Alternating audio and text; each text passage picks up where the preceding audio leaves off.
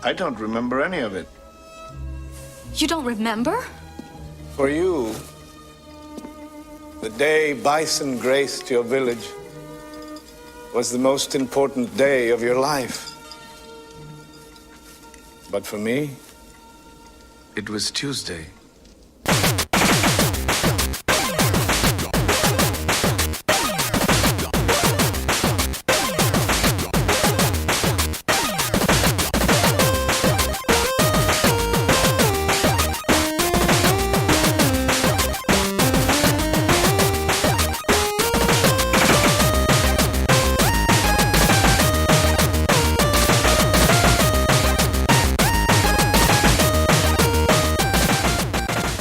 Welcome to the Rated G for Gamers podcast, episode 94. Before we start, just a quick little reminder that you can find us on Facebook, Twitter, Instagram, Google+, and YouTube at Rated G for Gamers. You can always email us at ratedgforgamers@gmail.com. We appreciate all the love. I'm your host, Dave Rattino. This is my co-host, Dan. I'm going to get a TV on Black Friday, Robinson. Woo! You damn skippy I am. Uh-huh. You were taking the step into 4K. I'm not just gonna step into 4K. I'm gonna kick the freaking door down. Oh boy. And jump in. Oh boy. That's what I'm doing, baby. You got insurance to repair that door once you get through? You know what? It's not my door, so I don't care. Oh, there you go. There you go. So, all right.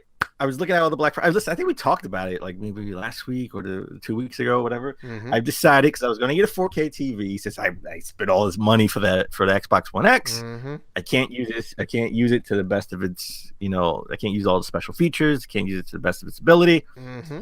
I have two 40-inch screens, flat screens on the wall. Mm-hmm. So I was looking at prices for 40-inch 4K HDR TVs. Yep. And I was like, you know what? I haven't actually been into a Best Buy in a long time, like into an actual retail store. I want to see the TV before I buy it online. Because that's what you do. You go into the store to look, and then you buy it online for a better price. Exactly. Thus, this is why retail is dying. Yes. They would just be showrooms. That's what. You're right. Exactly. Yeah. Remember this? We're in New York, so remember the Samsung store? You couldn't buy anything. It was just a showroom for Samsung products. That's right. It's crazy. So I went in, and I was blown away by the picture. Right. So much so, I was blown away by the pictures on the 50 and the 60-inch screens, more so than the 40-inch screen. Mm-hmm. So I said, because I was going to buy my mom and my sister 2 new TVs, because they have relatively old flat screens from 2009. Yeah, 9 or 10. It's pretty old. Right? Not really flat. I like to call them flat screen tubes. They still got some girth in the back, They got a little junk in the trunk, a little bit. They got a little junk in the trunk. They got a little bit of junk, right? Mm-hmm. So I said, you know what? I'm gonna do it. I'm gonna give. Well, my TVs are fairly new, only a year and a half. This one is a year old, the other one's 2 years old. So they're pretty much still really good new TVs. My mom and sister don't even really care about 4K. If anything, it's a struggle to get them to watch the HD channels on Verizon Fios. Oh God, which is the channel 500 and above. My mom is still watching regular resolution, regular TV, and regular resolution. Yeah, no. My parents were the same way. Like I set them up with everything and whatever, and tried to get them on the HD and my dad was still watching the regular version of the History Channel. I was like, Dad, you're missing out. I know. Listen, once if you buy that, they should just erase just the regular standard edition. Well, right? thankfully, Cablevision is all HD now. Like you can't find a non-HD channel. So. Oh, really? Okay. Yeah. 2 is the same as 702. So it's They should do that with Verizon. Everything should just be HD. Mm-hmm. So I'm gonna do it. I have a 32-inch computer monitor, my new baby. I bought the other a month ago. Mm-hmm. I'm going to get a 60-inch Sony TV, 4K, 4K Ultra HD HDR. Oh my God! Welcome. Thank you. I'm so happy that you are finally getting a 4K TV. I'm gonna get it. You will now see what all the fuss is about. You will now know how could I have gone these last couple of years without a 4K TV. And I'm gonna bite the bullet. You know, we're gonna talk about it later in the show about the Black Friday sales, but I'm just gonna put it out there now. I'm just gonna bite the bullet and buy a PS4 Pro as well. There you go. Buying a TV. Stepping up. It makes no sense for me to have a PlayStation 4. I have the day one PS4. So you know, it's you know, I don't want to get rid of it because I still have PT on the hard drive. Oh my god. So I don't want to get rid of it. So I'm gonna do with my as I guess I'm gonna call it the OG PS4. What I did with the Xbox One S, and I put that on my computer. I put that next to my computer. So I can, you know, whenever I want to play games on my monitor with my 32-inch monitor and capture game footage, I could do that just easier that way. Oh, nice. So, I think I ended up putting mine on display after I, at least the OG Xbox at least, after I transferred all the stuff off, which took forever. Now I just have it sitting up in the shelves in the living room. Well, you did it through your network, right? I did, yeah. I mean, I did it over Wi-Fi. It wasn't hardwired, but yeah. And it took a while to do. Yeah. And like the problem is, like I would let it sit, and then eventually the system would turn off due to like inactivity. But there was activity; it was transferring data over the network, but the system didn't recognize, so they always would like turn off. I had to go back in and boot them up again and start it up again. Yeah, stupid. It's very stupid. Yeah, I mean, what I did was I took everything. I have a 4 terabyte external hard drive that I have hooked up to my Xbox, so I just saved everything on there. That took some time, and after that was done, I just popped that bad boy into my X. I would have done that, but I have more than 2 terabytes worth of data, which is the size of my external. So I was like, well, this is not going to work. Yeah, but I went in and just deleted some things I didn't need. I was like, listen, I already beat, Rise. I don't need to keep that on the hard drive. Wow. That great day one Rome Conquest Simulator. Listen, I loved that. I loved it. It was my Order 1886 for my Xbox. Well, I mean, you had to love it. It was one of the only like decent games to come out for Xbox launch. I played the crap out of the game. I loved that game. I'm not going back to it, just like not going back to the Order. Of course. I would take a Rise too, but even that's probably not going to happen. No. This is not a knack situation. I don't even think that studio. I think that studio is out of business, if I'm not mistaken. I gotta look that up. I don't even know. I don't think they're in business anymore. So I don't think we can get a Rise 2. I don't know who owns that IP now. Yeah. Who was the studio that put the game out? Do we know? I don't remember. I gotta look it up. Maybe when we take a break, we'll look it up. So, did you get any good pickups this week? I got 0 pickups this week because you're slacking, man. You're slacking. No, I'm not. I'm being smart because Black Friday is right around the corner. I'm not going to spend money. Personally, I don't have the extra money to go out and just keep buying games week after week. I know that Black Friday is coming up. I'm just going to wait for Black Friday. So I'm going to do the same thing. However, I had to pick up LA New War for the Switch. So I did pick that up. And we talked, for people who've been listening to us for a long time, you talked about that game as sort of like a hidden gem, I think, on X, on the 360. Like, it was great. early, maybe like in the 30s, 40s, and episode 30s and a 40s, somewhere around that time. You put me onto that because I didn't even know that game existed. And I have it for 360. I haven't popped it in. I was like, you know what? I need to pop it in on my Switch on the go. And that is actually one of the games I've been playing as well. Yeah, so I picked it up. Awesome. What do you think so far? I'm not a fan of motion controls. No, I'm just not a fan of motion controls. So you can use some type of motion and touch in the game, but I don't use it. So, but the game is like a detective GTA game. It is. Oh, very much. Yeah. I mean, it's made by Rockstar. Exactly what it is. It's made by one of the Rockstar teams. Yeah, and have you done any of the interrogations yet? I did the first interrogation. I did 2 interrogations. I did the one with my first one, and I got it wrong like 4 times. Yeah, it's tough. I keep going back. Yeah, like everyone was saying, oh, it's real easy. Just look at their facial tics and whatnot. But sometimes I'm like, oh, they're totally lying. They're kind of looking off screen and being real nervous. I'm like, they're lying. And I'm like, nope, you're wrong. So be very careful with that. No, but it's like, hey, you know what? I think I should be a good cop here. And it was wrong. It was like, nope, you should be a bad cop and accuse them. I was like, what? Why? I'm trying to get him to trust me. But, whatever. See, but I mean, you got to look at the evidence. You got to look at the evidence. If you find enough of the evidence, because you can miss out on some of the evidence, and then it makes it a lot it makes it a lot more difficult to accuse them if you don't have enough. And then also, like, you look at their, like, facial tics and whatnot. Like, if they're guilty, like, give them the book, man. All right, so if they're guilty, you don't try to, like, SVU, sweet talk them. You got to just hammer them. Okay, I didn't know that. Yeah, because otherwise they get off. I think you kind of just have the one shot. Like, you bring them in, you have all this evidence against them, and you sit them down, and then it's like, yeah. So if you don't book them, and they're the ones who did it, yeah, I think you're gonna have a bad time. Gotcha. All right. Yeah. I gotta stop being I gotta stop being a nice guy. Yeah, man. Cop. Yeah, man. Get in there. So, as a quick aside, so I picked up Renegade on NES. Oh, Blob classic. on NES. Renegade. Kind of a spiritual sequel to River City Rampage. Yes, if I'm not mistaken, and also Double Dragon, I think too. Double Dragon, yes, that is true. Yeah. I picked up. Well, speaking of dragons, I picked up Flying Dragon for the N64. I know nothing of this game, but okay. Me neither. Well, good pickup then. That makes two of us. I got it for like $4. Hey, all right. Okay, $4. Yeah, good pickup. I actually I've been piecing together my Rocket Knight adventure.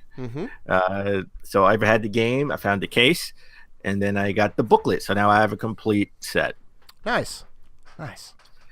And then I got all 4 champion amiibos for Legend of Zelda. I gotta get on that. So I had to pick those up. So I forgot they were coming out. I literally slipped my mind, and I saw them out on Toys R Us, and I was like, nope, God, let me pick it up before it gets sold out. I went into the Nintendo store, and they have like 1 million of them. Do you think they're gonna be on sale for Black Friday? I don't know. I haven't seen any amiibos on sale, so I don't know. Because I know, I know Target maybe about 2 weeks ago they had buy 2 get 1 free, and that included the that included the amiibos. I did not know that. I didn't see anything. I mean, I could have missed something, but I haven't seen anything advertised for amiibo. So, all right, Dave. As we always try to start the show and always fail, what have you been playing now? There we go. I was waiting for you to ask about that. So I think I mentioned on the show that I hacked, quote unquote, the SNES Classic slightly. Put a bunch of games on there. Don't tell anybody. Well, I think I just told you and all of our fans. So I've already don't tell Nintendo. Don't tell Nintendo. Yeah. Well, so I mean, I definitely put some games that were missing on there. All of the beat 'em up brawlers. They are 0 on the SNES Classic. No tournament fighters. No final fight. No any of that. That is now fixed. They are on there. Threw some more RPGs on there. So basically, to answer the question, I'm playing Ogre Battle, which is one of my favorite games, and a game I would not recommend to you in the least because it is a slow strategy. Like it's kind of like a real-time strategy game on the Super Nintendo, which is interesting.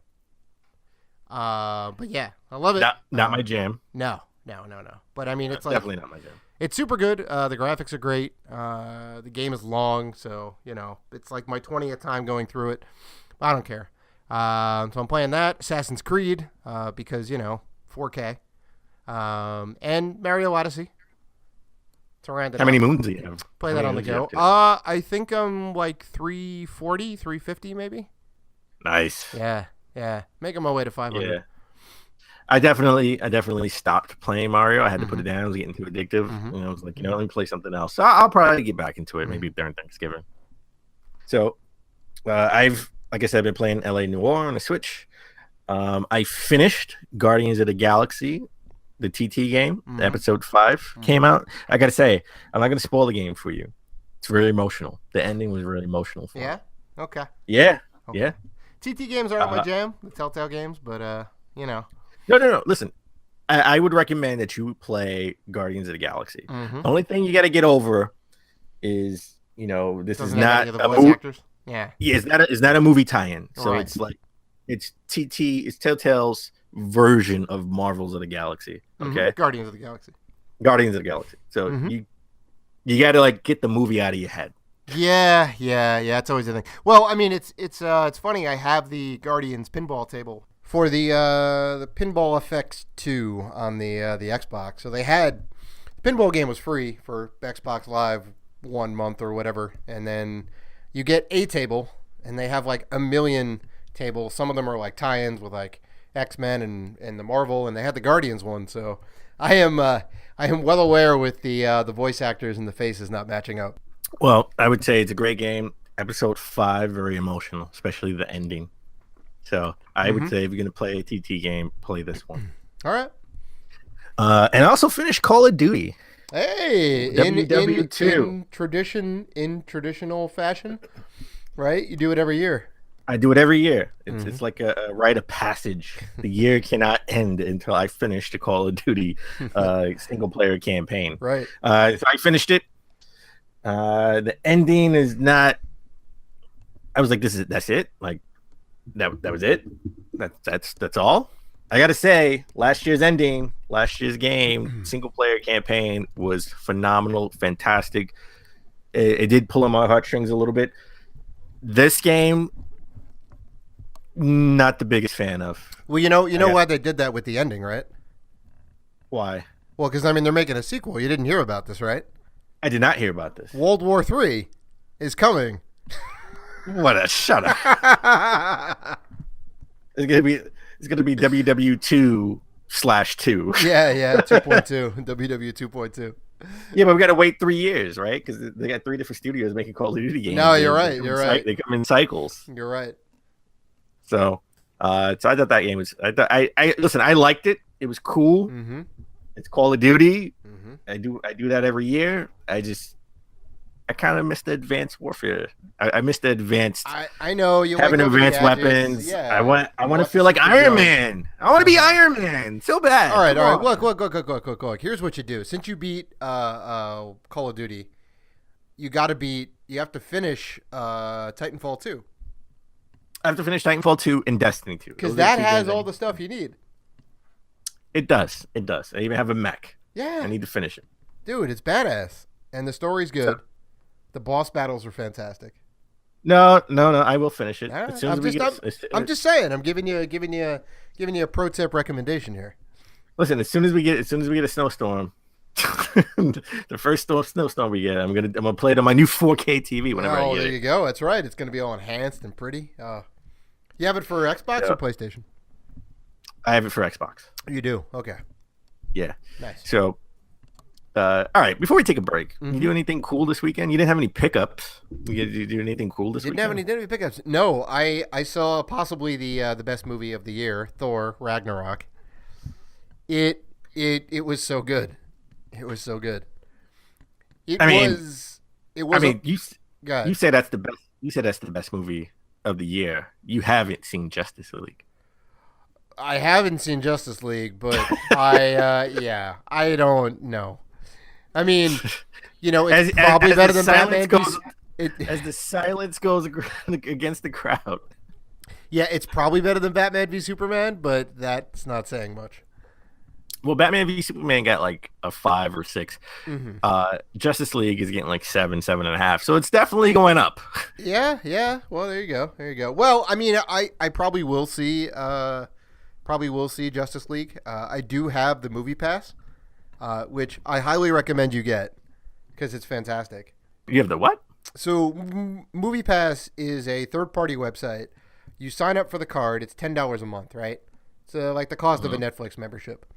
And you can see one movie per day for every day of the year if you wanted.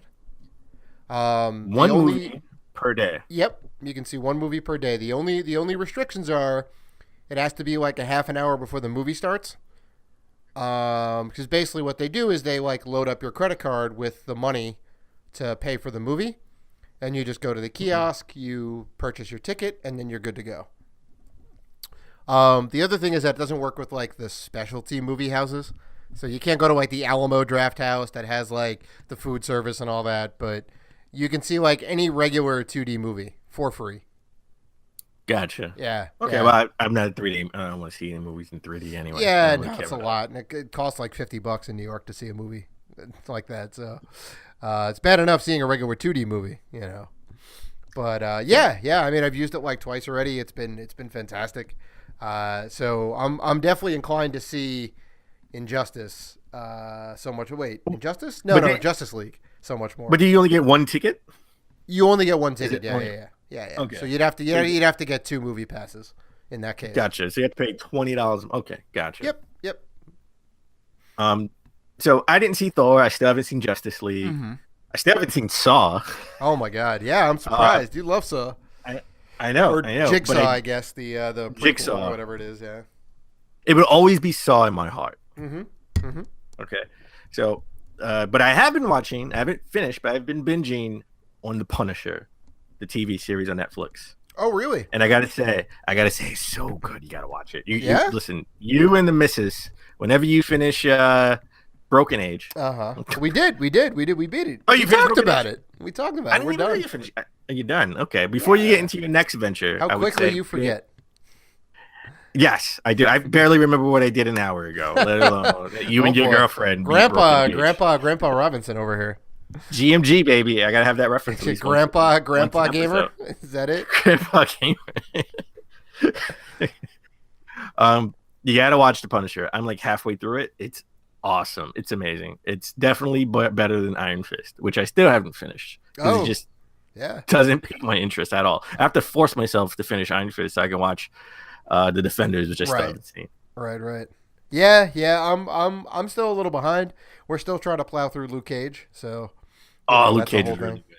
Yeah. Luke Cage is really good, but The Punisher is better. I think The Punisher was better. It is. Okay. Yeah, and I'm assuming it's better than all the movies and all that too, right? Oh yeah. Yeah. Oh yeah. Okay. Definitely. I mean, listen, I didn't think the Dolph Lundgren Punisher was that bad, and I definitely think the Punisher that was like in the mid. There was one from 2004, I think, with John Travolta. That one was, and somebody it wasn't else. John. John Travolta is the bad guy. That one was really bad. Right, and then there was Punisher Warzone a couple years later, which guy. was really gritty. It was the guy who he played like the soldier in the HBO show Rome. I like that Punisher. I thought that was a different take in what Punisher should be, like, just a badass. The one from 2004, John Travolta, sort of was like it was like Tom Brady goes crazy. He was still Tom Brady, right? He wasn't gritty. He still had the golden hair, and he still sort of was like a model looking type of, like a Punisher. This Punisher is gritty. Even the Netflix series Punisher is like super gritty. Yeah, as he should be. As he should be. Yeah. So, all right. Let's take a break. And when we come back, we'll get into the news, and we'll get into our convo of the week as we discuss all the nominees for the Game Awards.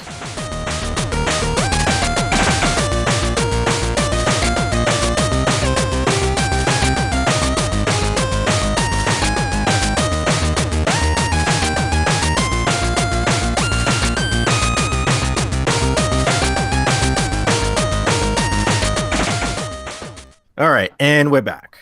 All right, so let's get into the news. Let's kind of start this off on a sort of different note than we usually start the news off. Yeah. So now, we didn't talk about this last week because we wanted to wait for all of the facts to come out and everything to kind of shake out from it.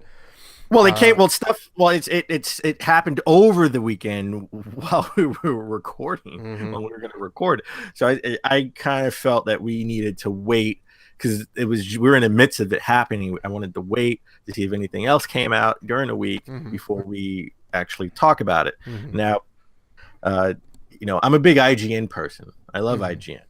I go to them for a lot of my gaming news. And I know a lot of the audio personalities, and I follow a lot of, even the people behind the scenes. I follow a lot of them on Twitter, because they always have some goofy stuff that they always post on Twitter. So most of the time, but this time it wasn't so goofy. So Callie Plaguey, who was a former sort of like editor at IGN. I know her from all the anime stuff, the anime podcast, and I knew her from like the Nintendo podcast because she reviewed a lot of like the Pokemon stuff for IGN.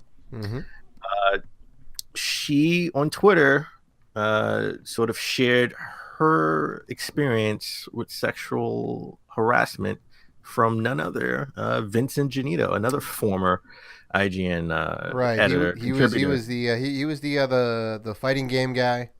He was the fighting game guy, and he was infamous for giving the Switch a 5. He reviewed the Switch and he gave it a 5. 5 out of 10, right. Solely based on the hardware. Solely based on our hardware. We didn't really have any more games. We really didn't have games for it at the time when it first came out. But it was kind of like suspicious that he left shortly after that review, and a lot of people, not in the industry, but a lot of fans, we thought maybe they let him go because he gave the Switch a 5. Right, I mean, as dumb as that sounds. Right. And it was just weird how he left, right? And I think we talked about it on the show where I said, he needs to go to Kind of Funny. Right. Yeah. And I was like, oh, he'd be the perfect fit. Because Colin had just left Kind of Funny. Right. There was a little bit of scuffle there. They have a spot open. Why not? So it always was just mystifying why he left IGN and never appeared anywhere else. He never appeared at GameSpot. He never appeared in Game Informer or any other. Usually that's what you do. You bounce from one company to another company. You find a better job or whatever. You move on. Or even an indie company. Like even just like a startup, or maybe you become a YouTuber or a Twitch streamer. Which I think he was streaming Twitch and he was freelancing, which was still weird because you freelance to get a full-time gig, right? Ideally, you want to get that guaranteed paycheck every week. So I'm not going to go over a lot of the details from her post. You can always go to her Twitter page and read the post there. But she pretty much accused him of sexual harassment. He had a lot of just distasteful pickup lines at work, mind you, at work. And I think the straw that broke the camel's back is he apparently grabbed her. He physically touched her, which is a no-no. You never do that. Where and the story takes a weird twist because she went to HR, and apparently, sort of HR did an internal investigation of some kind, and sort of made her, sort of try to put some of the onus on her about what she was wearing and how she interacted, who she danced with at IGN parties, and which was totally irrelevant, and made her sign sort of a form that says she not complicit, but she was the reason behind a lot of the things that happened, which doesn't make any sense. Right. Also, that's just never it's never a good argument. So, she was forced to work with him for, they pretty much told him to stay away from her. This is her account, by the way. Just I'll get into his, rebuttal, but she was forced to work with him, according to her, for 6 months, for 6 more months. He was told to stay away from her, but she still had to work with him because, he's was part of the team. Editor. He's a senior editor. Yeah. So, where it gets weirder is he was told by HR to stay, to leave her alone, and she would account, when they had, sort of office meetings when the higher ups would leave, he would try to sit next to her. He would come to her desk and just pretty much try to talk business work with her at her desk in front of everyone. If you're told to stay away from someone, why are you doing everything you can to get next to them? Yeah. So it looks like he wasn't adhering to what HR sort of. I mean, it's told like him to do. that's like straight up creep behavior, Yes. And it's not really how you try and repair the situation, So she actually left, and she left around the same time Danny O'Dwyer was leaving GameSpot. And I'll never forget that because, again, I'm not a big anime person, but I know she, was on the anime team. She ran an anime podcast, but I know her mostly from doing the Nintendo voice chat and Nintendo stuff because she reviewed a lot of the Pokemon games. Yep. She literally went from Nintendo voice chat to maybe the next week, Danny O'Dwyer is leaving GameSpot and Callie Plaguey is starting. Mm-hmm.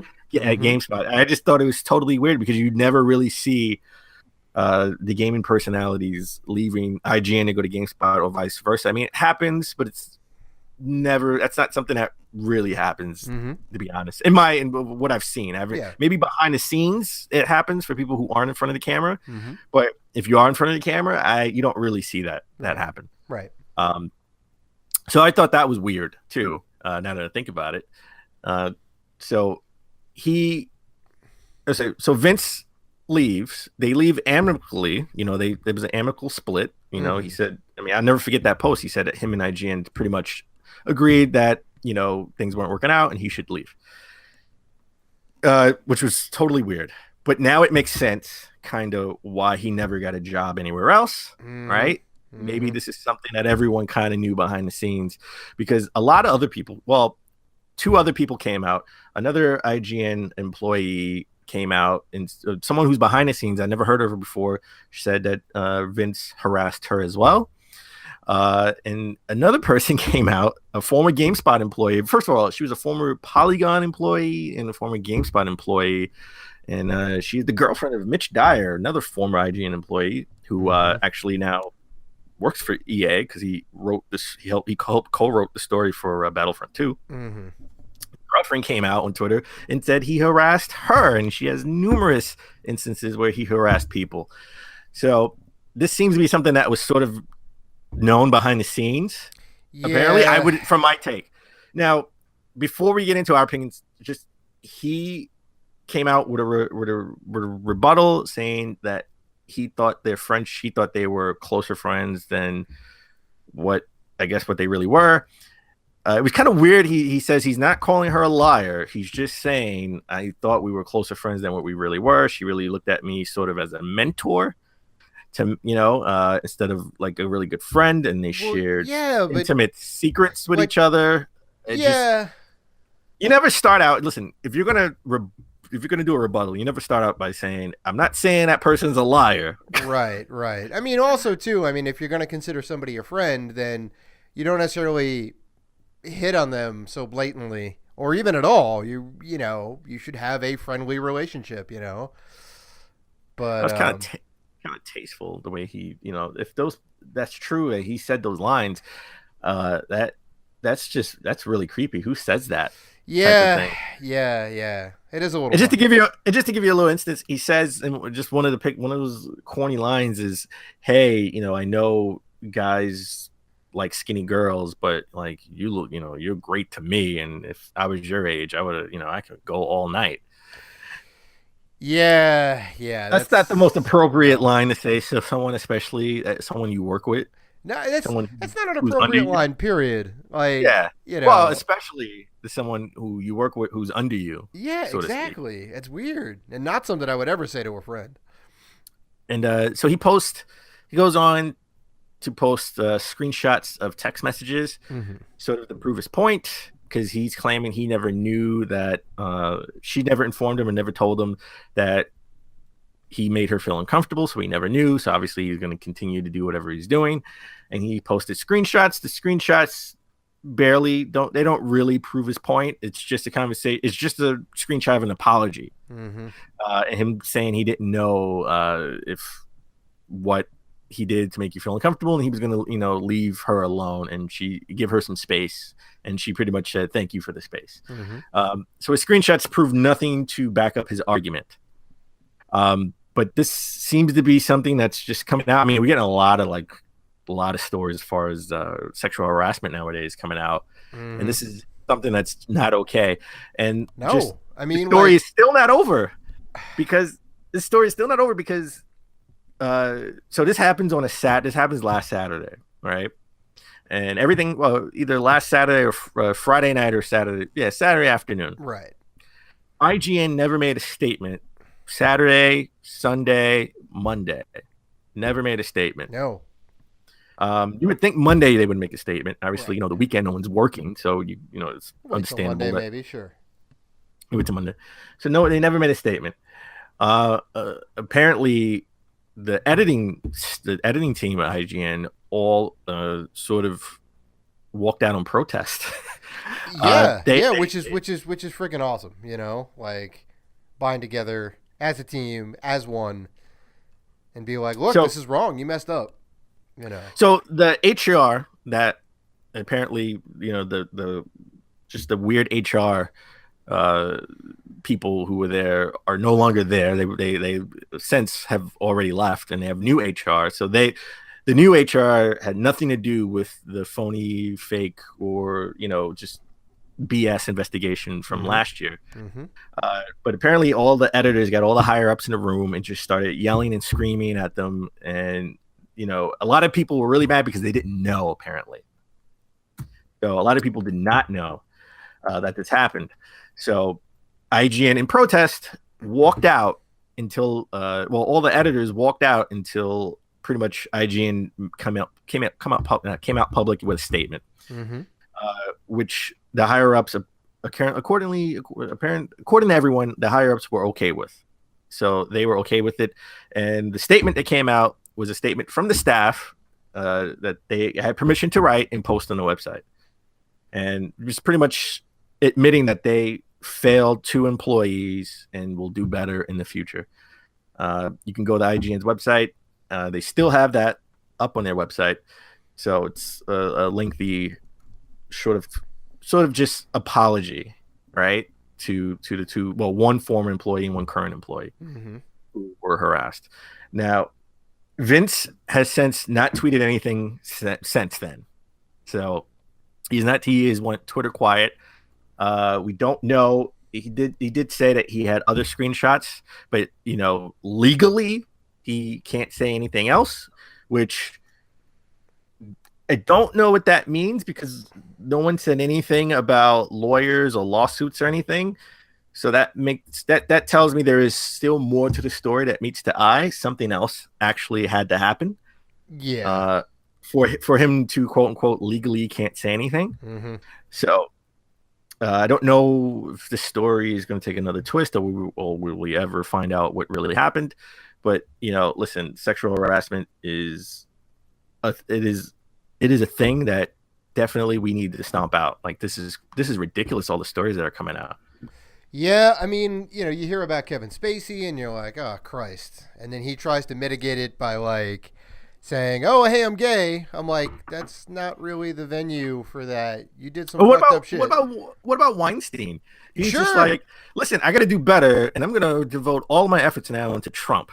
Like, what does that mean? No, you fucking jerk off into a ficus plant in front of women. No, you're done. You're done. I'm sorry. Like, well, and just today I heard about allegations against John Travolta. Sure, I heard some stuff against Al Franken, Senator Al Franken. Yes. SNL star Al Franken, who I thought was one of the nicest guys, and wait, he was on SNL? He was, yeah. He was on SNL in the 70s, and then he came back in the 90s for a little bit. Oh, never knew that. Yeah. I knew he was a comedian. I knew he was a comedian. I never knew he was on SNL. Yeah. He was great. He was great on that show. But like, Louis C.K. And I think Louis. I mean, I'm not excusing any of these people. Louis handled it the best, wherein he came out and basically said, "Yeah, I did some fucked up shit," and kind of tried to apologize for his behavior and like, look, I'm not going to deny any of these allegations. And it's like, wow. It's like nobody's immune, Nobody's immune. Nobody's immune, and nobody gets a pass. Like the situation with Vince. I mean, there's a little bit of he said, she said in this like kind of situation, but everybody's saying like, why are they demonizing him? Now he can't work anywhere anymore. But he was warned. HR came to him and said, look, you have to stop doing this, and he was still being weird, But before people, before being demonized, he never got another job, from the best of my knowledge. I'm going off of his Twitter page. He still has former IGN editor. Right. So, best of my knowledge, he's just been freelancing. He hasn't actually had a full-time job anywhere. So that tells me that this is something that's sort of been known around the industry, right? Like this had to be sort of like a rumor or something that had to be known. So it's weird for him not to get another job. Yeah. Oh, definitely. So, if you see like somebody being harassed, you got to say something. Like you got to step in because that person may be afraid to say something, right? So it's always good to be strength in numbers, and it's good on IGN. The whole editorial team just left. All right, so they had they really virtually had no content for like a day. Yeah, and all the podcasts were like super late. Right. So it's always good to stand together. If you see someone being harassed, just 1000% say something. Mm-hmm. So, all right, let's get into. It's hard to transition from a topic like that. I know it's heavy, but we got some more heavy controversy. Well, EA. Mm-hmm. So EA is back in the news. Who is no stranger to controversy at all. So we were all waiting for Star Wars Battlefront II. Mm-hmm. I know I was. Same here. I was in the same boat. I love the first one. I canceled my pre-order. I don't think I've ever canceled a pre-order ever. Mm-hmm. Mm-hmm. I can't. The funny thing is, I canceled it before they stopped the cancels. Like they did stop when you couldn't cancel anymore. There was someone said something like you couldn't cancel anymore. Don't know how you can stop me from canceling my pre-order. Like I don't understand. Like you had to jump through more hoops to cancel. You couldn't just cancel it like you could, like I did on Amazon. Yeah. So basically, the whole controversy is about the grinding system in the microtransactions. Right, so, right. And it like it first came out on Reddit, right? Somebody made a Reddit post that basically like crunched the numbers and said it would take you approximately 40 hours to grind out to get Darth Vader, right?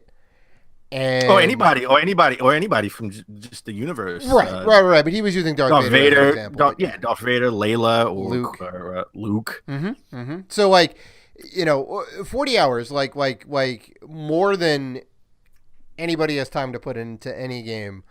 And just for the multiplayer component, you got to grind it out online to be able to have enough credits to buy one of these like legendary heroes or whatever, right? So somebody from their marketing team, I believe, came on to defend that post on Reddit. And from what I know, I believe it still is. It is the most downvoted post ever. Yes. They basically tried to defend themselves and say we strive to make the perfect balance of gameplay that rewards players and engages them, and it was just total BS across the board, and everybody just took them to task. And then after that, they pretty much. They reduced the cost to get, Darth Vader and all the notable heroes by 75%. So instead of grinding for 40 hours, you still had to grind for 8, 9, 10 hours. 10 hours is still a lot of grinding online. Yeah. That's still just to get one. I mean, you buy these games because of Darth Vader, because of Luke. You want to play these legendary characters. And you still got to grind. Like the grinding system was just ridiculous in this. But then that's not all that happened. So it got worse. If you can, it got a little worse. It got worse. So I already know that they were. I think in like the UK they were already investigating, games like Overwatch for sort of quote unquote gambling, right? Yeah, I think we talked about this on a previous show. Yeah. So apparently they added EA's Battlefront 2 into that mix, and CNN picked up on it, and all you saw was sort of Disney property gambling with kids, right? Kids gambling or whatever. So what everyone is sort of like reporting what might have happened is, listen, the CEO of Disney probably called up the CEO of EA and was just like, what the hell is going on? So after that CNN coverage, EA just shut down microtransactions all completely. Well, which is insane. Quote unquote suspended all microtransactions. Right. So you have to grind. You cannot pay to actually get these characters or pay to win. You can't pay for anything in the game. Right. There are no microtransactions at the moment whatsoever at the moment. they're getting so much bad press. I'm sure they want to get initial sales out because listen, when the game first comes out is when it's going to at its highest peak of selling, right? Yep. So I'm sure they want to get past this controversy just by selling a lot of units for the holidays, and I'm sure they're going to put the microtransactions back in at some point. Oh, I most assuredly, because I mean their bottom line depends on the microtransactions. Their budgets and everything depend on post game sales, attachment or whatever DLC sales and this and that, and that's how they kind of recoup a lot of their money for development costs. Which I get. And that Star Wars license is expensive. It is. Right? It is very expensive. But then if you can't do microtransactions in a reasonable adult way, where both the fans and the company can win, then I'm sorry, you're not going to have a good game in your hands. Like, because my whole thing about it, and I think everybody's uproar about it, is that this is a pay to win model in this situation, right? Because you can basically buy the loot boxes which have bonuses in them, right? And those bonuses give you in-game advantage online, right? I know we talked about Assassin's Creed had loot boxes and whatnot, and they can enhance the single-player campaign, and your whole thing was, well, it doesn't really matter, right? I should have the ability to buy that if I want to buy that. And that's okay, because it's that single-player experience, right? Nobody else is in your game world playing your game with you. So the advantage is just for you, I don't want to wait 6 hours to unlock this thing, or I need extra credits. I have $5. I want to pay $5 for it, But then you were right. I got to give you credit for you were right, because on the multiplayer side, they made it to where 40 hours to grind. Who's really going to do that? Exactly. Right? Who's really going to do it? They took it way too far.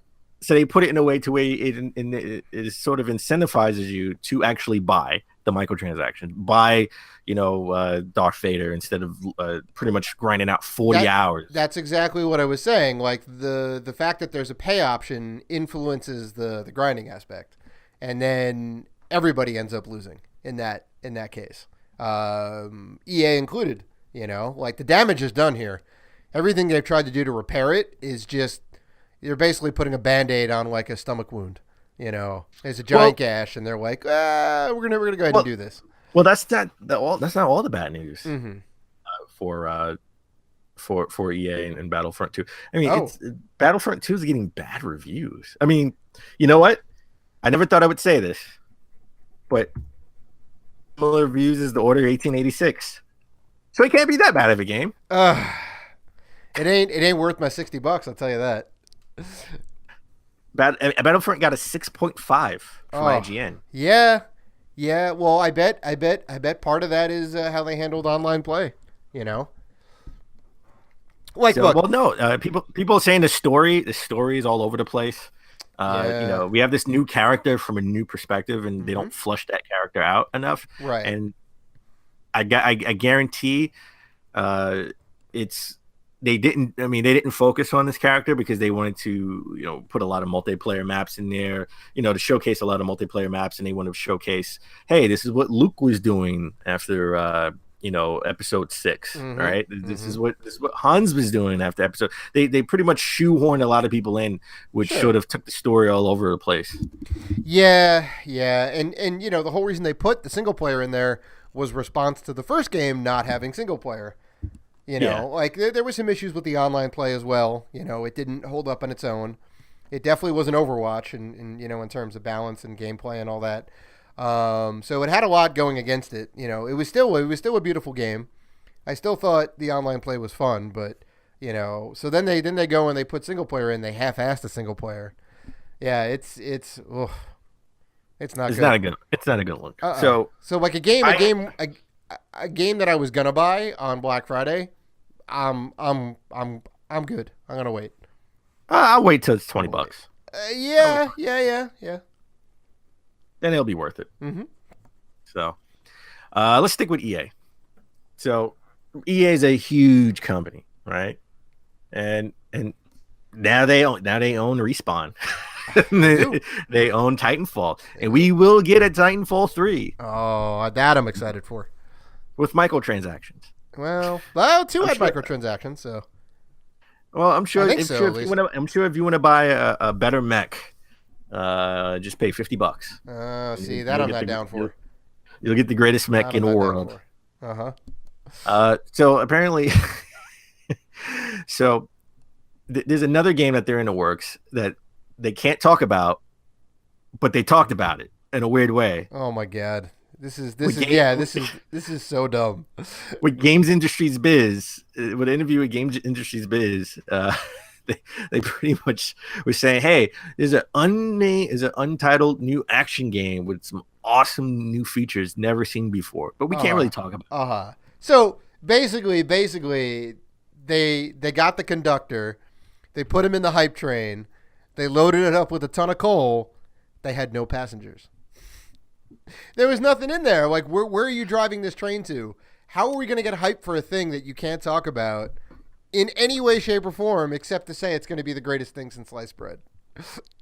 Ladies and gentlemen, that was another Dave Rotino special with a special comparison.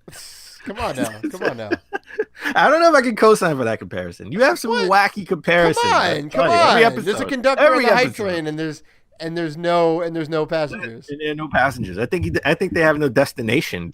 Well, all right. Sure, destination unknown. There you go. They got coal. They got a conductor, and there's no train tracks. Right. Yeah. Where are they going? Yeah. They're just sitting in the yard. So. Yeah. This is just ridiculous. This is ridiculous. Like, come on, EA. All right, maybe we'll see this this special game at some point in like 2020.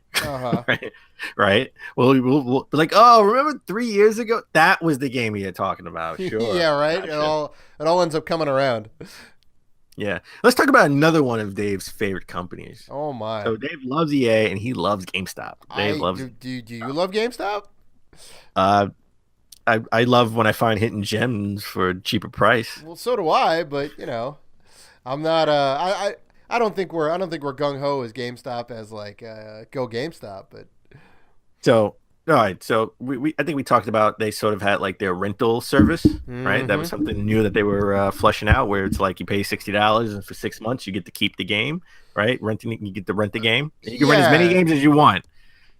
You only take out one game, but you can rent as many as you want. You can trade it. You can take it in every day. Every day you can go to GameStop and play a game and take it back, get a new game out. Yeah, right? it was $60. I want to say $60 a year.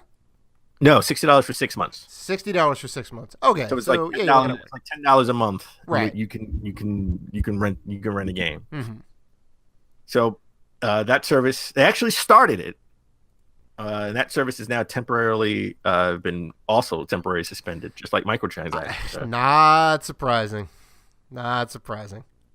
Well, they're having some issues with their rental service system in the stores, and I mean, you brought this up as far as like what happens if one store only has like all these games, right? And how are you going to manage stock per store, right? Some stores are going to be so much better than others. Yeah. And then on on top of that, if you do get a bunch of people involved in this, everyone's going to have the good games out. You're going to have to get like Wii Fishing and deal with that. Fishing. I mean, it's not even a game, but that's what you'd have to deal with. Not even a real game. You'd have to deal with this hypothetical Wii game called Wii Fishing, and that's what you get to rent. I'm sure there's a Wii Fishing game. You probably, yeah. The Black Bass or something. Who knows? Well, we had some weird games.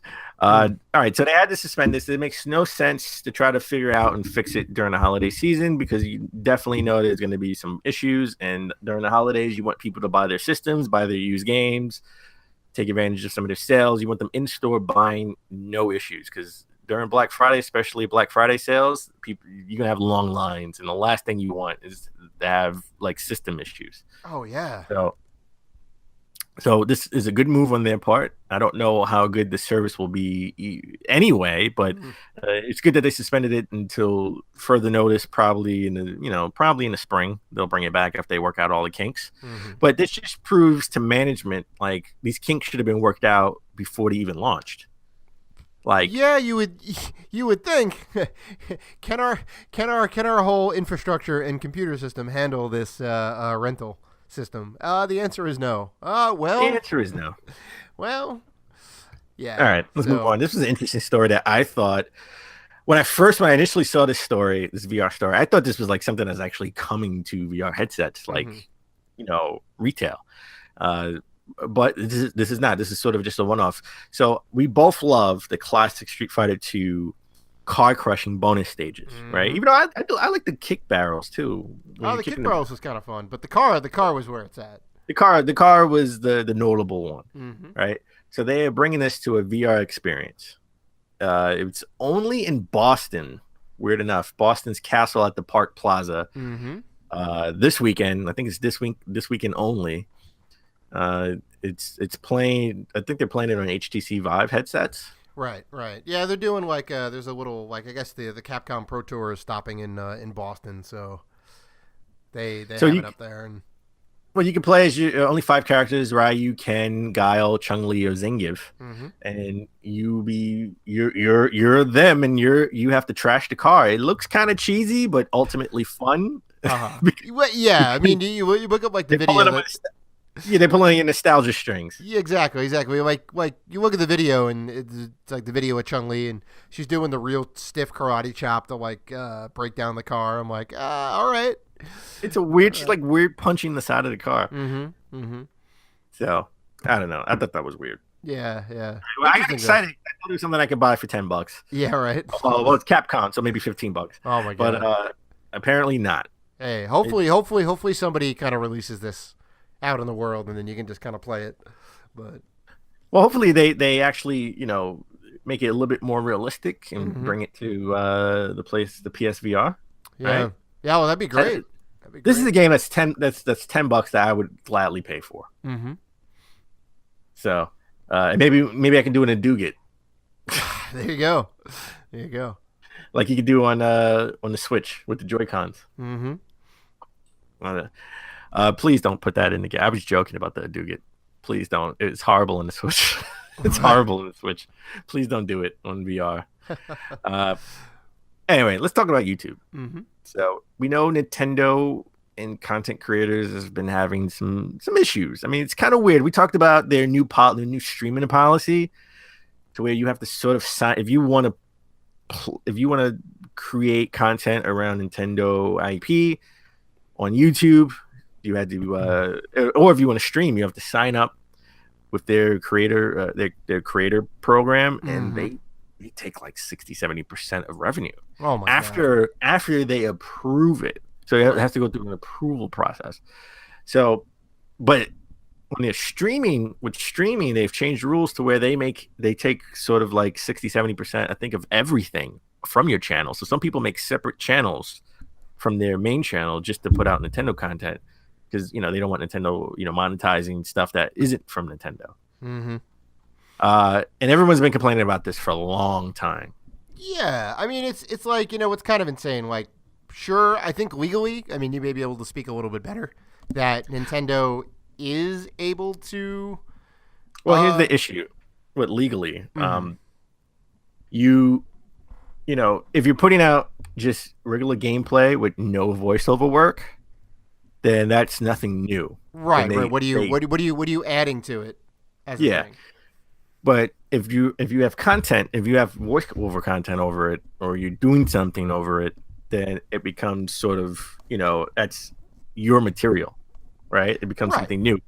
You can always post gameplay footage and clips for news purposes. Right. You can do like I think up to like 30 seconds or a minute maybe, or something like that for news, but just streaming. And look, I understand Nintendo doesn't want to have someone playing Mario and cursing, or saying lewd stuff, saying crazy things, or wearing something crazy, just something that they would find inappropriate. And have one of their characters involved.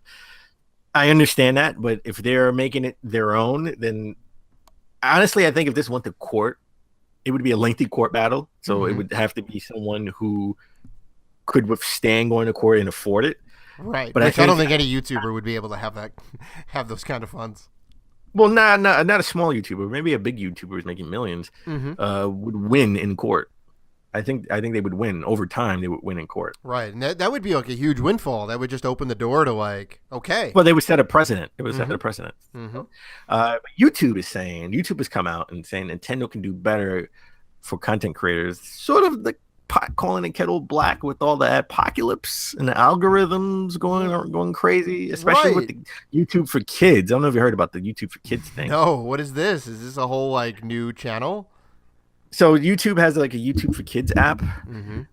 So obviously a lot of kids like taking their parents' phone or iPad or tablet, and they created like a YouTube for Kids, and everybody's up in arms lately because they see that people are using like the Pepper Pot or Pepper Pig, whatever her name is. I don't have any kids, so I don't know all the famous all what the kids love nowadays, the cartoon characters. Peppa Pig, I think is a thing, yeah.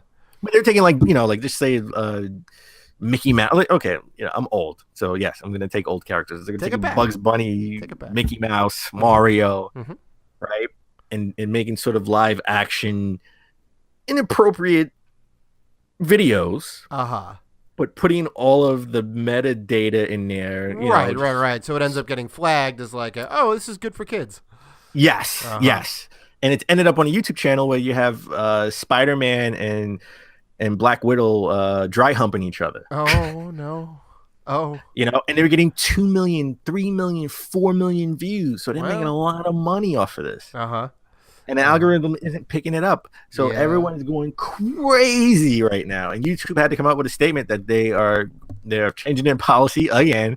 Right. And they amend the algorithm for kids content. So, and they obviously want people to flag this stuff so they can have a human being look at it and demonetize it. They can make those videos, but it has to be demonetized and taken off the kids app. Well, right, of course. So, I mean, like YouTube's whole thing and like computer programming in general, everything's moving towards AI, right? Everything's moving towards intelligent systems that can adapt and learn.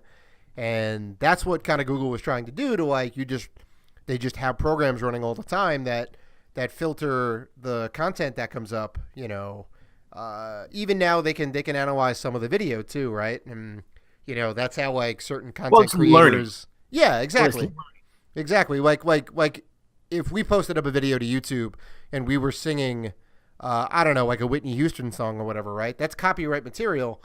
They can determine if it sounds close enough to it. And certain YouTubers have been flagged for singing too closely to the original. Like they'll flag the video. This is flagged by Warner Brothers or Sony or whatever it is, and they'll have to take it down just by analyzing the video content. And that's ultimately what they're trying to do. Well, what people are saying is, the algorithm will flag it. It gets demonetized within, hours of it going up. It gets demonetized right away. Then you appeal it, and somebody will look at it maybe, or they realize it is appropriate, and then it gets monetized again. But then it loses sort of its value because it's been out for a couple of days already. Because you get all your views. You get all the eyeballs on it, but none of the money from the ad revenue. Well, you get the eyeballs on it in the first couple of hours of it being up. So, because it's a new video and it's going to get, so I don't know. I think YouTube needs to do better. They need to work better. 65% of videos on YouTube are gaming related. So this is a chunk of their audience that they're pissing off, and they need to fix this. Right. Exactly. But and I think a lot of people are going to Twitch because of this, A lot of people are going to Twitch because of this, and YouTubers turning into Twitch. Yeah. They're doing a lot of things that Twitch is doing. But taking it back to the story, it was sort of like the pot calling the kettle black, because YouTube is telling Nintendo, hey, you need to do better by your by content creators. YouTube could do the same. Of course. They're siding way too much with the advertisers in this case, which I know is like how they make their money if they don't have ads to put up. And well, just as a side note, and that I just took one example of Spider-Man and Black Widow dry humping. There were ads on those video. I know those were ads on those videos, by the way. So those were ads on those videos. So I'm sorry, Coca-Cola, you don't want to put an ad on Destiny, which is a video game, shooting fictional characters, the aliens, but you have no problem having a Coca-Cola ad on Spider-Man, dry humping Black Widow.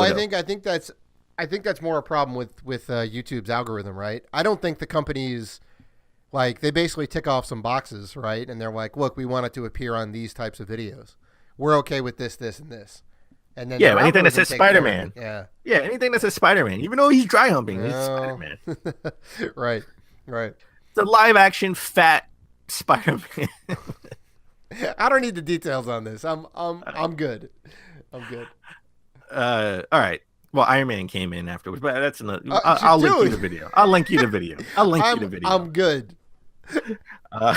Oh my god. All right, let's go back to Nintendo.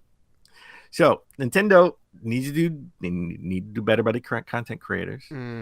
But they are opening up a little bit. They're softening up. We had a horrible cult classic. Usually cult classics are horrible when they first come out. Mario movie back in 92, 93? 1993. Right? I still have not seen this movie. Full disclosure. What? Yeah. Wait. Yeah. You're older than me. How did you not see this movie? By like 2 years. That's not the point. It's just, I don't know. I've just never gotten around to seeing it. Okay, so you would have zero nostalgia for this movie. This movie. No. Trust me. I know all about this movie. I've watched podcasts or listened to podcasts that kind of dissect this movie. I know everything about it, and I would love to. I would sit down and watch this movie and be happy. Like, I don't think it would be the same for you though. No, I understand its place in the world. I understand what was happening in the early 90s. Nintendo wanted to branch out, and they made a lot of bad moves, starting with their partnership with Philips. They did. That was a bad move. Right. And that was sort of like that was like Japanese thing, because like Nintendo, Japanese company, didn't want to partner with Sony, right? And then Sony worked with Sega or the Sega CD just because they wanted to learn sort of like disc media, like how to make games on disc media. So they, obviously the Sega CD was a failure, but they learned a lot from that, and they were supposed to make sort of a Sega PlayStation, but Sega Japan was just like, nah, we know how to do this. Sony, they don't know how to do this. We know how to do this. Let's just, we stick to our thing. We're doing a Saturn thing, and boy, was that a big mistake. Yeah, so Nintendo is back at it again. They partnered with Universal, so there's a new Nintendo themed area of the Universal Studios, which is going to be awesome. I don't know when that's going up, but I think maybe 2019, maybe 2020. Regardless, it's going to be awesome. And now it looks like the studio that made all of the Minions movies, and I'm assuming Despicable Me, like the 3 of those movies, they're in talks to make a Mario Brothers animated movie, 3D, I think. Yes, and Shigeru Miyamoto apparently is involved in talks and will be a producer on the film. Yeah, I mean, he has to be. He has to have oversight on this movie. He's not going to let what happened in the early 90s happen again. Well, wouldn't it be awesome to have like an Odyssey type of movie where he's flying around to different locations? Yeah, that'd be great. I mean, as long as it fits in with the world, I'm perfectly fine with that. The movie they made in '93 was completely off the rails. You don't even remember. You didn't even see it. What are you talking about? I know all about it. I told you. I've seen. You know about it. I know all about it. See the movie. The movie. Listen. Dennis Hopper is Bowser. Come on. He was a good bad guy back in the 90s. Okay? Come on. He was one of the top 5 bad guys in the 90s. He was a great actor, but come on. Bowser as a human with like some scales on his head. Come on. He turned into a dinosaur at the end. Oh my god. He did. Yeah. Yoshi was in it too. I mean, it was like all over the place. Like the Goombas were tiny little dinosaurs. It was horrible, and they were set to do they were set to do part 2, and I didn't know Luigi was Puerto Rican. Oh well, yeah. I didn't know about part 2. I didn't know there was a part 2 in the works. There was a part 2. It ended with sort of like on a cliffhanger, and it was just like they were ready to make a part 2. Oh my god! So, I do know this. I do know Bob Hoskins had no clue what he was filming during the whole of that movie. I know. Completely. Well, they had a lot of. What is this Mario? I have no clue what's going on. Well, they had it. I mean, just the whole production. It was this disaster. They changed directors. Everybody hated the movie. Everyone hated working on the movie. Mm-hmm. It was terrible. Yeah. Anyway, so you're pretty excited for this if it ends up turning out to be a thing. Yes, I would love to see a great animated Mario movie. That would be great. It would open up Mario to a whole new younger audience, mm-hmm. right? So, because remember, at one point Mario was more recognizable than Mickey Mouse. Yeah. So I'm sure Mickey Mouse and Mario take a little bit of a backseat right now to Minions maybe. So this is the perfect studio, right? To make the movie. Sure. Anyway, this next story. I'm just gonna give it to you. I knew as soon as I heard the headline. I'm like, you put this in there for me, didn't you? Listen. Last week we talked about the Ninja Turtles being in Injustice 2, mm-hmm. and that was bananas. That went crazy, and I think that story a lot more traction just from the crowd reaction when they announced it. Mm-hmm. Because of that, I think that the story got a lot more traction. I mean, I love Ninja Turtles, but when Ninja Turtles came on, that crowd went ballistic. Yeah. I think if we were in that same studio, if we were in that same sort of auditorium, mm-hmm. and this came up, I think Dave would have been like doing backflips. Yeah. Or maybe not. I don't know, because you did say you had an opinion I would be shocked at. So I give you the floor. So your two favorite franchises clash. Yeah, this is like peanut butter in your chocolate right here, right? Apparently, Prince Noctis from Final Fantasy 15 is going to be DLC for Tekken 7, right? So this comes after Akuma was I think launched DLC. Then Geese Howard from the Fatal Fury franchise DLC. Now Prince Noctis coming to Tekken 7. And I mean, it's cool, right? Doing like the character crossovers and all that. Like it's kind of a neat thing. It's neat to see the Turtles coming to Injustice. But like sometimes they don't fit, right? Sometimes they don't fit. Like, do you remember you remember when they put Soul Calibur 2 on like Xbox and GameCube and PS2 and all that? Mm-hmm. And they had each console had their exclusive character, right? PS2 had Heihachi from Tekken, which kind of made sense. GameCube had Link, which kind of made sense with the high fantasy and all that.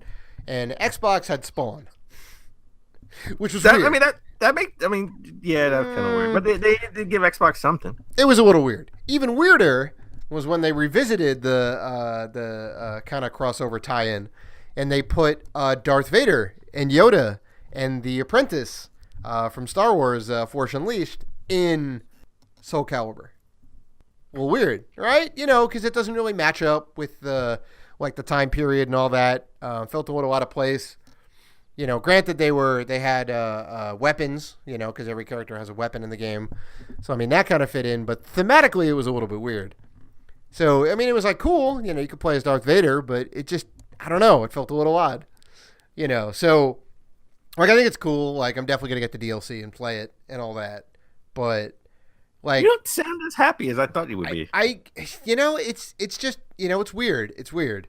Because you build up this world, and, it's got, Tekken is like Tekken. There's some weird stuff going on. There's people that turn into, flying devils and sprout wings, and, family members that are out to kill each other, and, giant panda bears that fight, and giant mechanized robots, and half human, half robot cyborgs, and you're just like, okay, this is the world that these people live in. And now you want to introduce, like, characters from other video games that have their own specific things in their world, and it's like, yeah, I don't know. Feels a little weird sometimes. So I mean, honestly, I thought it was a great fit. I think he does fit the world. He sort of had that aesthetic that would fit in the Tekken universe. Yeah. If anything, Akuma sort of doesn't fit, in my opinion. Mm-hmm. Just from that Street Fighter lore, I don't see Akuma in that universe. Yeah. I see Noctis in this universe. That's just my opinion. It's funny you mentioned that too, because like Akuma is the only one that has an EX meter at the bottom to do super moves. Well, there you go. Funny. There you go. So anyway, all right. I thought you would be a little bit more hyped. I mean, I'm gonna get it. I'm gonna play it. I'm gonna have a good time. But it just feels a little weird, is all. All right. So, if what feels weird, we haven't really gotten to any type of Switch news, right? Mm-hmm. Like we've been I know, right? for the last couple of episodes. For at least the the last year. 6 weeks. Well, yeah. Well, at least the last 6 weeks we've been really Switch heavy. Uh-huh. Right. We haven't really had any Switch, and I honestly don't have that many. We don't have any other Switch stories other than maybe Black Friday sales, but I do want to talk about the Switch. The Switch was the number one selling system in October. Mm-hmm. No surprise. Mm-hmm. What was a surprise was the second best selling console in October. Yeah, not the PS4, not the Xbox One, but the SNES Classic. Uh-huh. One that counted as a console. Well, and I guess you could. I guess it's a console. It's a system, It's got a bunch of ROMs in there. It's got controller ports hooks up to your TV. So, this thing comes in, it sells out. It comes in, it sells out. You have one, I have one, I have the Japanese one as well. Mm-hmm. And just as a side note, I had a guy come in yesterday to just check out my heating system, right? Mm-hmm. Open it up, make sure everything's working well. Gearing up for the winter. Mm-hmm. And he comes in, and my games are in the basement with the heater, the heating system, and all he sees is the SNES Classic and NES Classic. And he's like, "Oh wow, you got that? You got those? Listen, you could flip those for a few $100s." And I was like, "No, we don't do that over here, man." And then he looks up and he looks and he's like, "Oh my!" He was like speechless. He's like, "Wow, whoa, you got a lot of games. You got a lot of games." I just thought that was funny. He was just like, "Yo, you could flip that." And then he looks up because he's just like, I was like, "Nah, I don't do that. I don't flip. I'm a gamer. I'm a collector." And he looks up and he's like, "Oh my God, wow, you got a lot of games." I was like, "Yep." And I'm not leaving you alone down here with them. Yeah. I don't trust anybody. I'll come back. And that NES Classic would be gone. Mm-hmm. So I just thought it was weird. So the Switch sold great. Mm-hmm. The SNES Classic was right behind it. Mm-hmm. And then I'm sure it was PS4, Xbox One. And still top 6, top 7 was the Nintendo 3DS. So Nintendo top 10 had 3 consoles hit the top 10 in console sales in October. That's insane.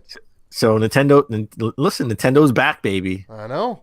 They may not be back with 4K, but they're back. They'll get there. Eventually, like 2027. The Super Switch. The Super Switch. Yeah. We'll be in 8K by then. I know. Things just keep moving. So, all right, let's just end. I want to end the news with we take a look real quick at just a couple of Black Friday flyers that came out. Because you had mentioned earlier you haven't did any pickups because you're waiting for Black Friday. That's right. All my pickups were orders from the previous week that finally came in. With the exception of LA Noire. So I haven't really bought any games. I want to buy Skyrim. Why would I pay $60 right now when later this week it's probably going to be $20 cheaper? Right. Now I have to also mention it is like a 6-year-old, 7-year-old game. That's another reason why. You know what? I want to play it. I've never played it though, so it would be new to me, just like LA Noire. No, sure. So I just want to go over real quick some of the ads I saw that it definitely caught my eye. I'm like, yep, I'm going to buy this. Like, I'm going to go here. Like, you're going to be away with your parents, but will you try to do some type of shopping? I always do. In that area. Always do. Oh, I'm not going to go out and do shopping. I do all my shopping online. I can't. I You can't do? do that. And I always want to. I've never really been Black Friday shopping, so I kind of want to experience it at least just once. I mean, you know how it is though. We've been on the other side of that. We have work retail on many a Black Friday. Yes, and a lot of places are open on Thanksgiving. I'm not doing that. No. That's a bridge too far, in my opinion.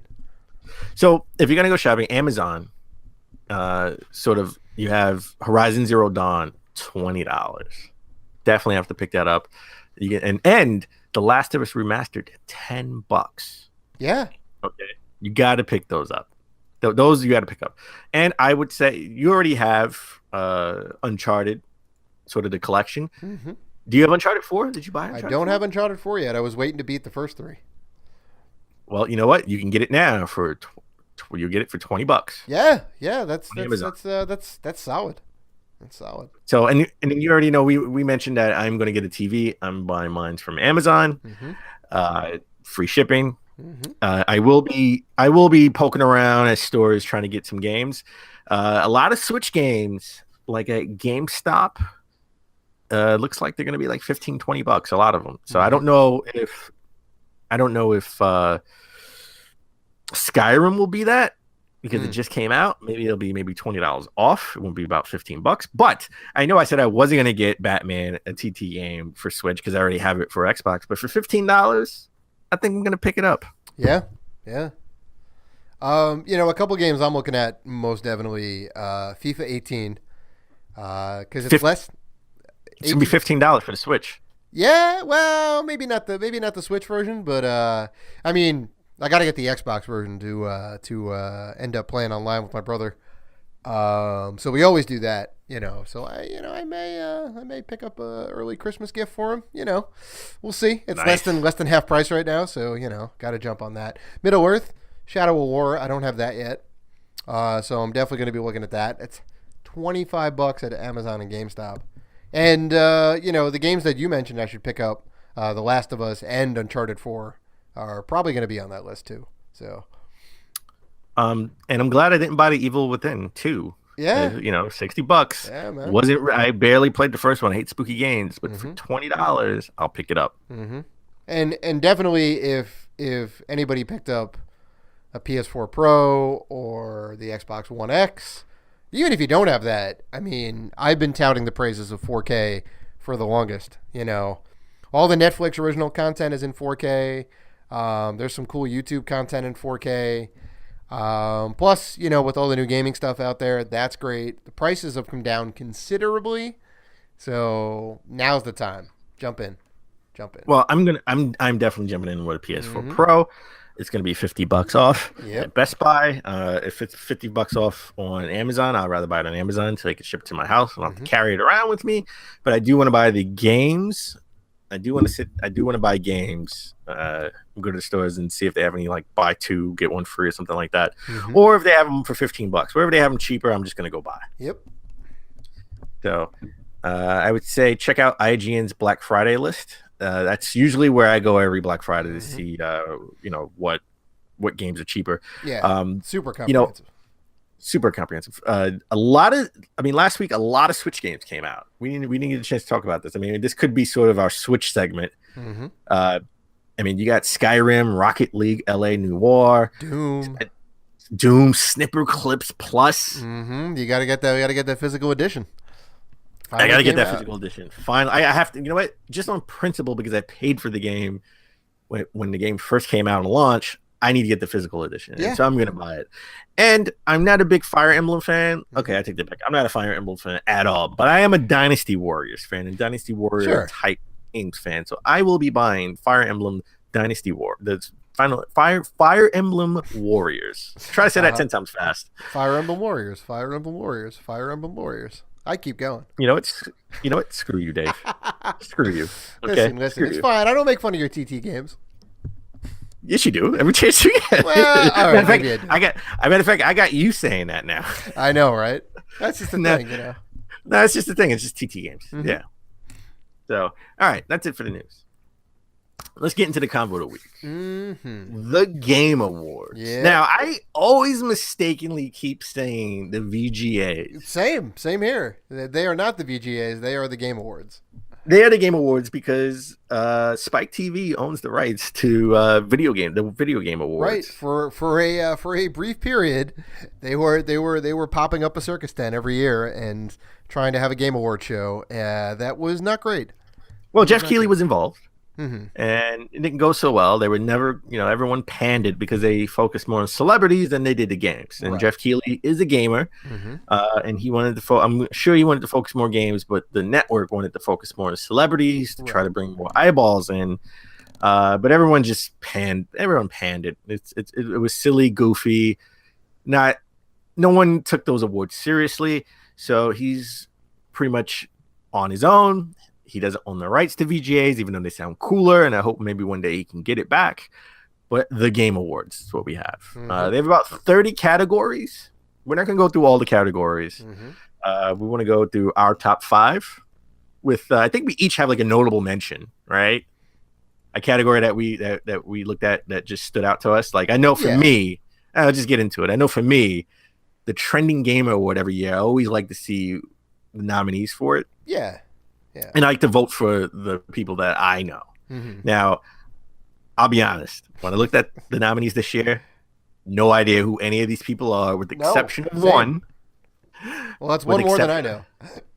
And that's Andrea Renee. Now, I love her content. She's a great host. I know when you may know Andrea Renee from GameSpot. If you ever not GameSpot, GameStop. If you ever walked into a GameStop, you've probably heard her voice. Oh, that's who that is. Okay, now I know. I don't think she does that anymore. She was briefly working with Yahoo Esports. She was like a Yahoo Esports correspondent. She does various shows and stuff like that on YouTube. She does now work with Kind of Funny. She sort of does their daily gaming roundup, right? Every day. I think she's on like 2 or 3 times a week, if I'm not mistaken. So, and then she, with 3 other women, gaming females, formed Good Games. Oh, nice. I think.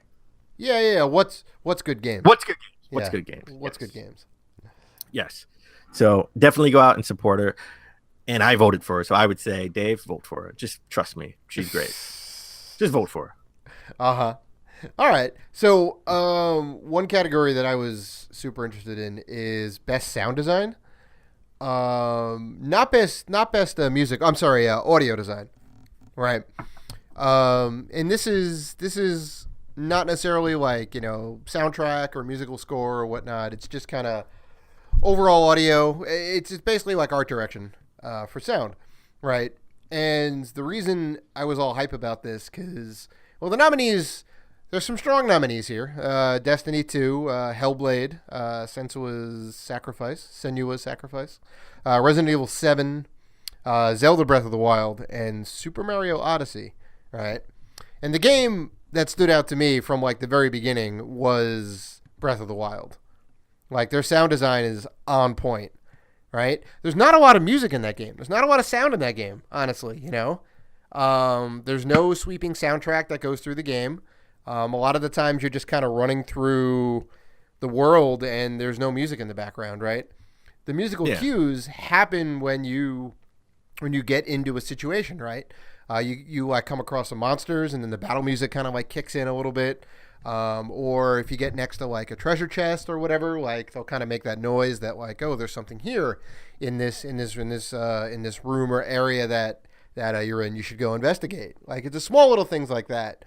Which kind of add up to a really great experience, So I thought like that was kind of a standout.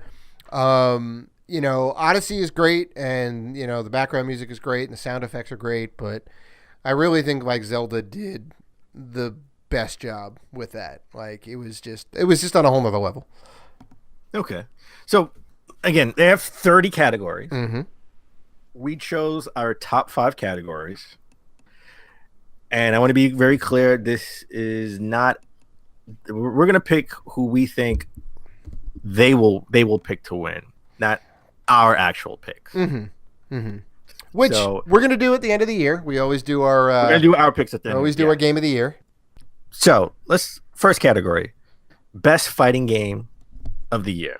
Mm-hmm. Now, I've played every game except for Nidhogg 2, but you've played that, correct? Yeah. It's a fencing game where it's like a side-scrolling fencing game, and you basically have to push your opponent to the edge so he falls off the cliff and gets eaten by the Nidhogg. You kind of have to see it. I kind of have to see it to believe it. Yeah, it's pretty fun though. So we got that. We got Marvel versus Capcom Infinite. Mm-hmm. I don't think that would win. I mean, listen, the mechanics, just like any other Capcom fighting game, any other Street Fighter game. Mm-hmm. Problem, I mean, everyone has the issue sort of with how everyone looks, just the art design, faces. Yeah, that's definitely going to knock it down a couple of pegs. It's definitely going to knock it down a couple of pegs. The story is kind of silly. Not to mention, you can only have 2 fighters instead of 3, like in previous Marvel vs. Capcom. Right. Just like 2 and 3 had 3 characters you could switch between. Which I don't know what they went. I don't know why they went with that decision, but you know. Well, listen, the DLC for Street Fighter had a bigger budget than this whole game itself. Yeah. So I mean, I can't. So it was doomed from the start. Right. I can't necessarily speak for the game mechanics, which I think is at the core of it. You know, that should be what you should be judging the game on. But we're judging the fighting game on as a whole. Sure. Okay, everything. Sure. Fighting mechanics, story, if there is any. Mm-hmm. Art design, which seems to be in every game. Every fighting game now has the sort of like a story mode. Yeah. So we got that. ARMS. Mm-hmm. That was the new fighting game from Nintendo. Really good. We both enjoyed it. I did beat you when we. Oh my God! One time you won at like a special event for the. Geez, you're still gonna go on about that? Yes, you beat me one time in ARMS. Listen, it's like Al Bundy. Oh my God. I did 4 touchdowns in high school in a single game. Listen, you go ahead and you go ahead and cling to that Polk High trophy. All right, it's fine. So I liked ARMS. ARMS is it is definitely a game you need to continue. You need to practice. You cannot just go into the hard mode. It is very technical. Mm-hmm. It's new. Don't really flesh out the characters so much. No story from what I can see. Maybe in the next game they'll pretty much put a story element. Mm-hmm. A lot of characters are goofy, funny, different arm sets too. Like this game is very technical. Yeah, like it is very technical. Yeah, it's easy enough for someone to pick up and play. So I mean, it's kind of good for kids, but there's also a whole nother technical complexity to it. Yes. Mm-hmm. Then we got Tekken 7. Really good game. I beat story mode, and I sort of never picked it up again. Oh, Tekken 7's great, and it's deep. Tekken 7's deep, great. You need the subtitles on it.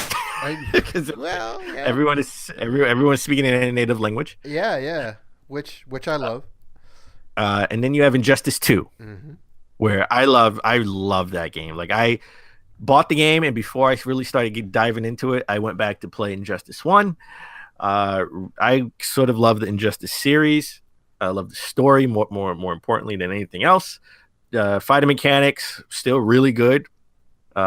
Art design, dark, gritty. I like it. Like I love Injustice. Now I can play Ninja Turtles in it. Yeah, no, I mean it's a solid game. They kind of built on the original expanded roster. Now with the Turtles, like. I'm with you on that. I'm with you. I would say listen, honestly, if I had to vote, I probably would vote Injustice. But this is not my vote. This is what I think will win in the Game Awards. Mm-hmm. I'm gonna say ARMS. No, I'm just really. No, I'm joking. No, I would have believed you. No, I'm joking. I think Injustice 2 will win it. You think that's gonna win it too? I think Injustice 2 would win this. Will win this category. Mm-hmm. Yeah, just on the strength of the competition. I'm Nidhogg 2, really good game. I'm going to assume you had high praises for it before we started the show. I mean, it doesn't have the level of complexity or the amount of content that any of these other fighters have. Yeah. But it's good for an indie side-scrolling fencing game where you push your character off to be eaten by a giant monster. It's good. Yeah, it's good. Marvel vs. Capcom Infinite. I think universally, no one's gonna vote for that. No, I think that's surprisingly the weakest of the bunch here. I mean, Yes. honestly, if you want my vote, I'm gonna go Tekken 7 across the board. I think it's a two-man race. I think it would be Tekken 7 or Injustice 2. I think Arms just they don't flush out the characters much, right? New IP. Yeah. It sort of has a wink, sort of has like a tricky gimmick to it, right? Mhm. Like spring arms. Mhm. I can't really see that in the competitive scene, right? Well, I mean, they're making a big push. They're for it. trying. Nintendo They're is trying. at least. Yeah. Yeah, no, they're trying. Mhm. So I think it's really a two-horse race between Tekken 7 and Injustice 2, and something just tells me like Injustice 2 has just had so high praise. I haven't heard any really bad things about it. Right. And it's being like people live stream that all the time on Twitch.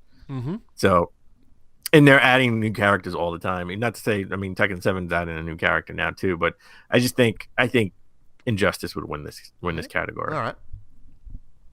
So, just my opinion. All right, next category: best music or score. Music / score. Yeah. Yeah. Now, this one is kind of tricky, right? I mean, you have Destiny 2. Mm-hmm. I played. I like the score. Mm-hmm. Cuphead, amazing old school sort of like sound, right? Mm-hmm. Yeah, it's got a very 1930s like jazz sound. Yeah. Yeah, Nier Automata. I'll be honest. I mean, I've played a lot of the game. I've now never once paid attention to the music. If anything, I play it on mute while I'm listening to a podcast. Yeah, that certainly says something. Zelda: Breath of the Wild. Mm-hmm. Not a lot of music. I mean, I guess it's a very interesting pick because, this is why I wanted to bring up the sound design. The sound design is brilliant, but most of the game is not. You don't have music in the background. Yeah. Persona 5, I think, has pretty much great music. Mm-hmm.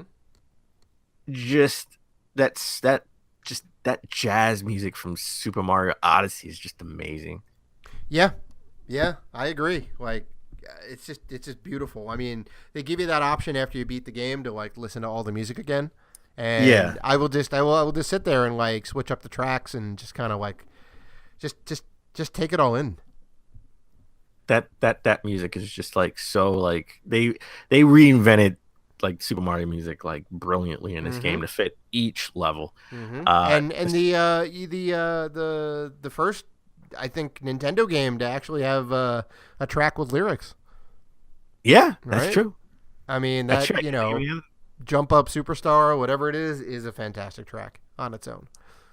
So I think this is another case of a two-horse race between Cuphead and Super Mario. I think they're going to give it to Super Mario. I agree.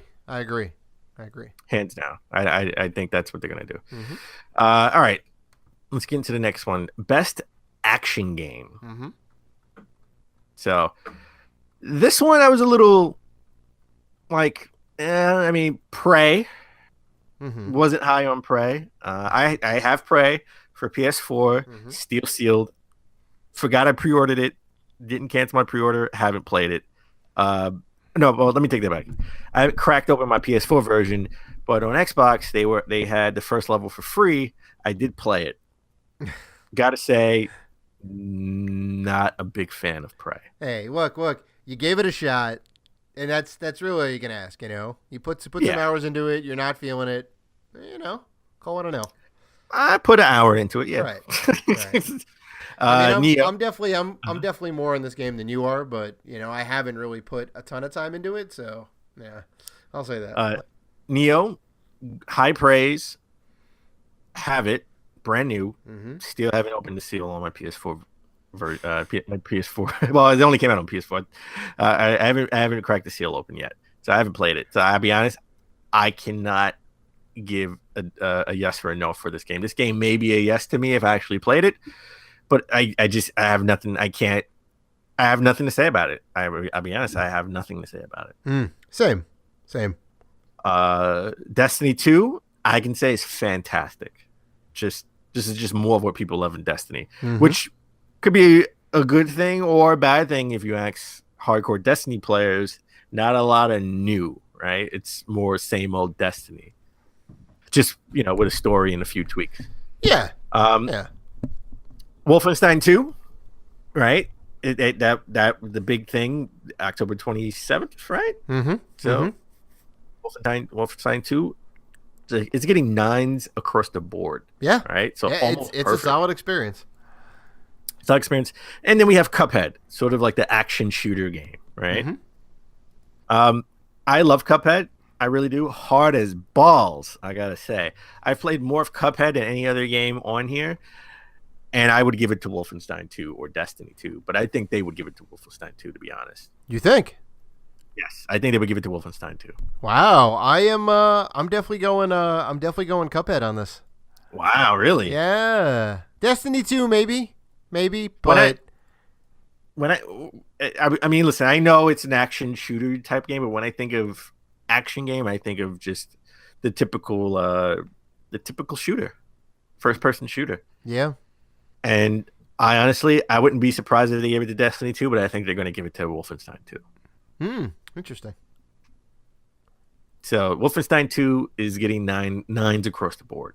Like it's almost, well, no game is perfect, but it's almost up there with like The Legend of Zelda, right, and Mario with the perfect score. Oh yeah. Everyone loves the story. I mean, what if the Nazis took over? What if the Nazis won World War II? The mechanics are the same as Wolfenstein 1. Story is just as out there as Wolfenstein 1. And you don't even need to play Wolfenstein 1 because it gives you just sort of the whole story of Wolfenstein 1 and sort of like a 2-minute montage. Recap, yeah. They give you a little recap. Here's what went down. I think they're going to give it to Wolfenstein 2. I think that'll be sort of like a surprise because I think everyone loves Cuphead. It's sort of like the underdog that everyone's going for. And I think Destiny 2 is just sort of, it didn't live up to the hype. So I think they'll give it up to Wolfenstein 2. So it's just my opinion. All right. Let's get into the best indie game. So I got to be honest. I haven't played a lot of any of these games. Have you? I mean, Night in the Woods. I'll be honest, never even heard of that game. Well, I mean, let's go ahead and run these down real quick. All right, go ahead and run it down. Okay. All right. So we got 5 games on the docket. Again, I think I'm in the same boat as you. I haven't played many of these games, but we have Pyre, which apparently did really well. Supergiant Games. I think they're the ones that did Transistor, I think, and also they did some other game that was really good too. So I like their work most definitely. Haven't played Pyre. Night in the Woods, unsure. Cuphead, game that we both played. What Remains of Edith Finch. I know you were pretty high on this, yeah. And Hellblade, Senua Sacrifice as a indie game. Interestingly enough. I mean, so What Remains of Edith Finch sort of is higher on my list, but not a lot of people's list. I'm gonna say this is like a no-brainer. I think they would vote for Cuphead in this category. I am in 100% agreement with you. I think it would be between Cuphead and Hellblade because Hellblade and Cuphead both got sort of higher scores, and they're looked upon more fondly than the other 3. From what I can tell. But I think Cuphead by far has sort of had like the most praise, and I think will win best indie game of the year. Yeah. I'm with you on that. I share the same sentiment. Yeah. All right. So let's get to the coup de grace. Let's get to the main puppy right here. Game of the year. GOTY for all the marbles. Yes. Now, Horizon Zero Dawn. Great game. Should be nominated. They're not going to pick Horizon Zero Dawn. I just, that's like, it's a great game, and and maybe some small outlet will pick this for Game of the Year, but not the Video Game Awards. Persona 5, also another great game. It's a game that you need to give a lot of time. This is a 100-hour plus game, right? Like, and you can go back after you beat it, play it again because it unlocks new content. You get the new game plus, so it's deep. Yes, it's very deep. Controversial pick. PlayerUnknown's Battleground. PUBG. Right. The online survival game, right? It's a controversial pick because it's not really, the game's not really out. It's on early access. Yeah, I mean, I think we may have talked about this. A lot of people up I in think we may have arms. talked about this offline. Yeah. We talked about this offline. A lot of people up arms. They said this shouldn't count because it's not a full release game. Mhm. They're still working on the game. This game is like slated for release later next year. Right. So, Right. so what happens if it wins this year is the best game of the year, and it actually releases next year? I don't think Does- it can win does it get twice in a nominated? row. I don't think Can it it can get win twice in a nominated? row. I don't think it can. Doesn't make any sense. No.